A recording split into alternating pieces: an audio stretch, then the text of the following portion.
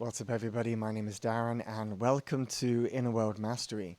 In this video we're going to talk about the sensitivity that we might have to bodily sensations. And I'm going to share some thoughts on this in context to an email I received about, or from a woman who lives with motor tics.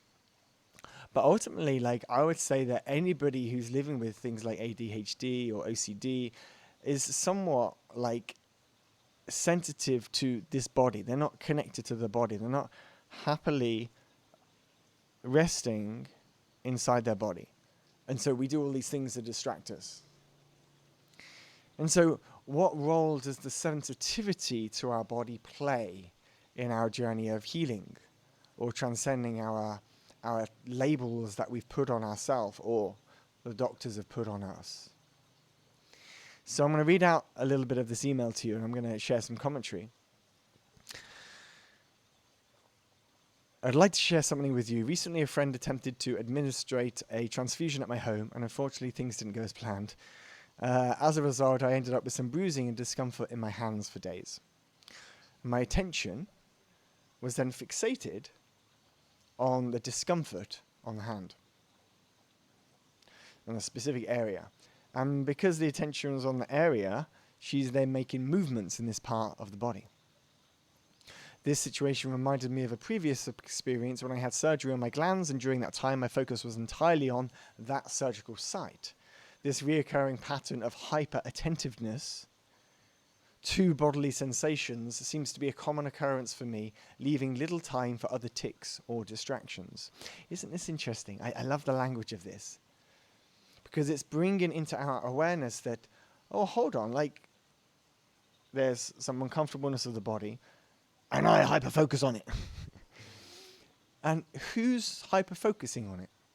And what control do we have or not of the hyper-focusing on these things?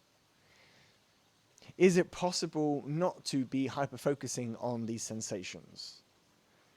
Can we witness the sensations without needing to go into them and deal with them and obsess over them to make sure that, oh my God, oh, it hurts, and allow the fear to play out? Upon reflection, I've come to believe, not so, but that the root of this issue may lie in our sensitivity to bodily sensations. I draw a parallel to individuals with anorexia who constantly monitor their bodies and seek to modify them. Similarly, we tend to scrutinize our sensations, interpreting them as uncomfortable and attempting to alleviate them through movements. What's interesting is that others may also experience these sensations, but they don't dwell on them as intensely, making them less distressing.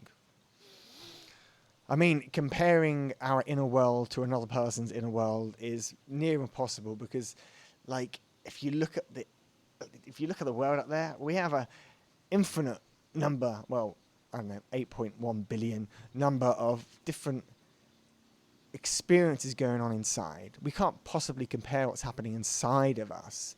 It's only really the external which we can really compare to, because that's the world which we can engage in conversation about.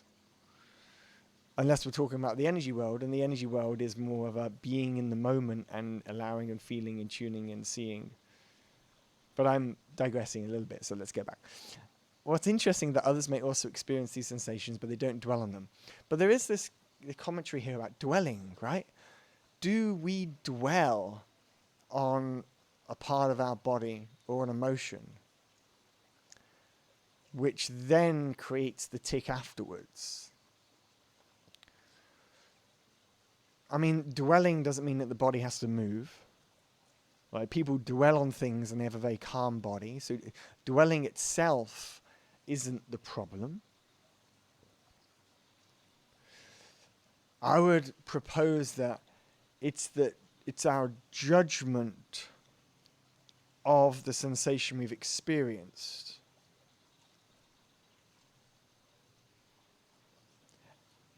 And thus, because we've judged the sensation we've just experienced without fully experiencing and allowing the energy and the emotion to move of the thing we just experienced, that stops us from releasing the trauma that's been caught up. So I would say that fixation and dwelling there's different ways of doing it. You can lovingly, with awareness, see some like pain in the body and allow it to move as it wants to move. And allow yourself to feel it as you want to feel it. And it will go, it will heal, it will move. But if we're like, oh, I don't like it, what about this? What if this happens? Oh, that wasn't a good experience. What happened there? I'm not sure if this is going to go away. If we spiral the stories of fear, then it's like we're adding fear to the experience that we just had with our body. And we don't want to do that, right? And so the more stories in mind we create, the more layers of confusion and distraction that we operate through.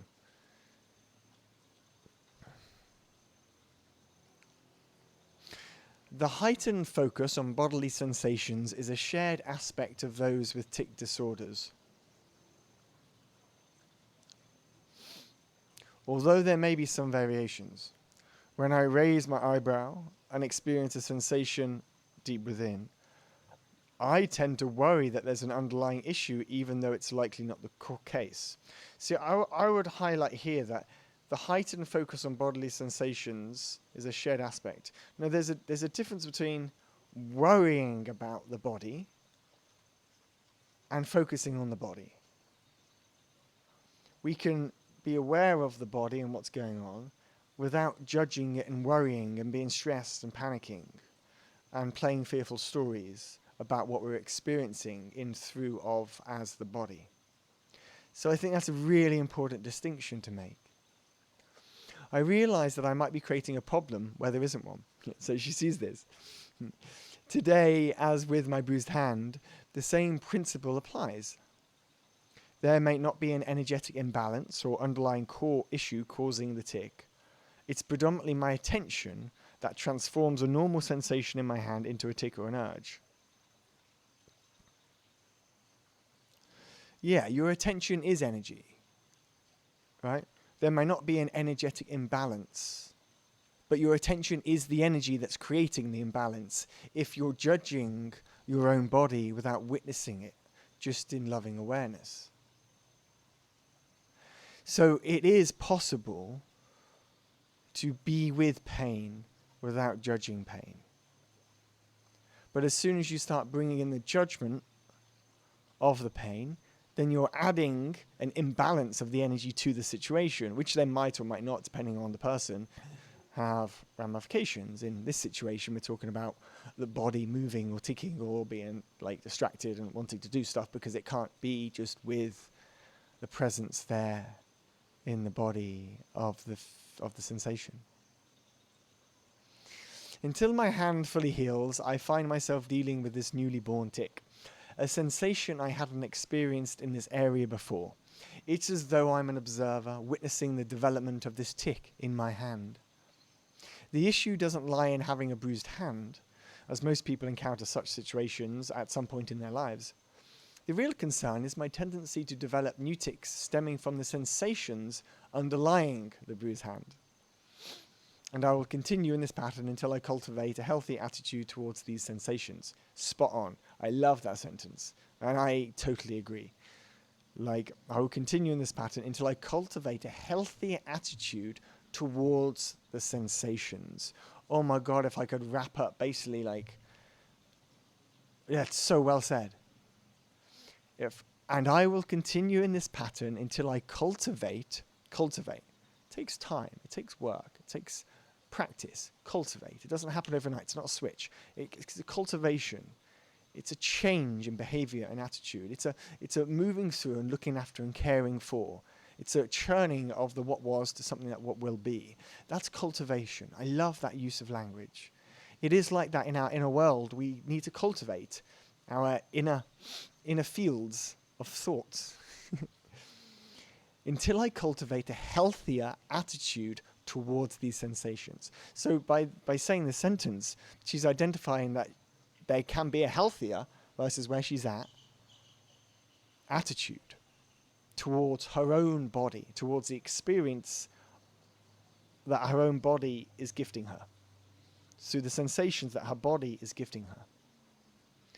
Right? So there is the body, there is the sensations that the body experiences, which basically is what we experience as the body, right?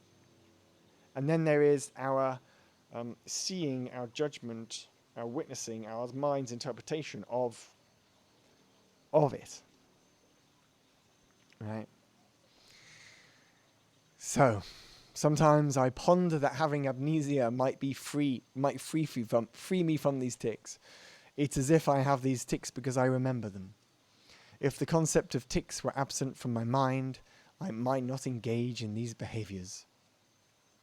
Isn't that interesting? I don't necessarily agree with that last sentence, but it's beautifully spoken. If the concept of tics were absent. Maybe. I don't think it's just a conceptual thing, though. I think it's like, sensitivity. It's this knee-jerk, sensitive reaction to the sensations that I guess what you're saying is when we've learnt that pattern, and we've had that pattern for so long, if only we could just get rid of that pattern completely, just get rid of that pattern, and then maybe I just won't have to deal with this constant creation of the tics regularly, you know? And I can appreciate that. I am in my journey, I have my plan, I will make myself free from this disorder. Wishing you love, kindness, and peace. That's from Mary. Thank you, Mary. Thank you for your email. Thank you for your beautiful articulation and offering me a little glimpse into your world and your experience of what's going on for you with your body, your sensations, your mind, your emotions. I'm just fascinated. It fascinates me, this whole relationship between this physical reality and this inner space, the inner space. And how do we better create a relationship between the two worlds, the outer world and the inner world? What is the relationship between the two? How can we more seamlessly and lovingly move between both worlds without seeming jerks and pains and difficulty, whether that's emotions or movements of the body or distractions, whatever it is that each and every one of us are living with in the world right now. Not like, what is perfect health? Does that exist? Like, we're all going through our own stuff. That's life. It's the beauty of life. We get to transcend the shadows and come back to the world with something beautiful to gift, to share, to offer, so we can be with our community and be with our friends and our tribe. At least that's the journey I feel as if I'm on. And the more that I gently come out of this trip, the greater I get to see of the gifts that are here, which I'm more and more excited about. But even then, those words aren't in the now. And if I let go of those words of what is or isn't in the now, I am here right now just being that which is. And so how can we keep coming back into the now more and more and more? The now of the body, mind, soul, heart, spirit. So gently, so peacefully. With loving presence and awareness. With no judgment, expectations, reminiscence of the past, predicting the future. Can we just be? I'll leave the video there. If you have any thoughts, questions, comments, please share them below. Please like and subscribe if you're not yet subscribed. And there was something else I wanted to say, and clearly it's just popped out of my head. So be it.